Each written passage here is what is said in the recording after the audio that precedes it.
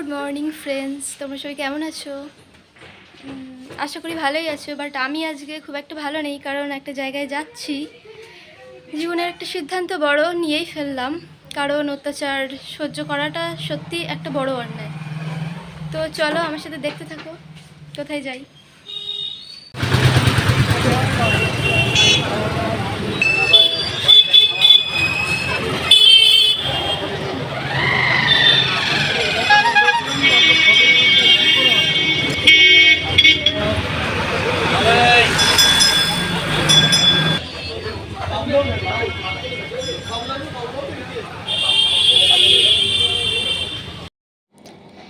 যতই আমার প্রিয় হাঁসুলিবাকের উপকথা কিংবা রুহচণ্ডালের হার হোক না কেন, আমার জীবন তো ঘটে গেল সেই মানিক বন্দ্যোপাধ্যায়ের ট্র্যাজেডিরই মতো, তাই নয় কি বলো? পুতুল নাচের রীতিকথা।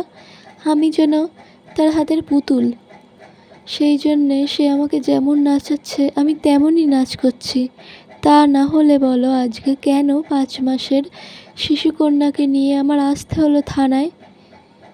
আর বিগত 5 মাস ধরে যে অত্যাচার আমি সহ্য করে যাচ্ছি, সেই জন্যেই আজকে থানায় আসা, যে আর সত্যি সহ্য হচ্ছে না, আর সহ্য করা যাচ্ছে না।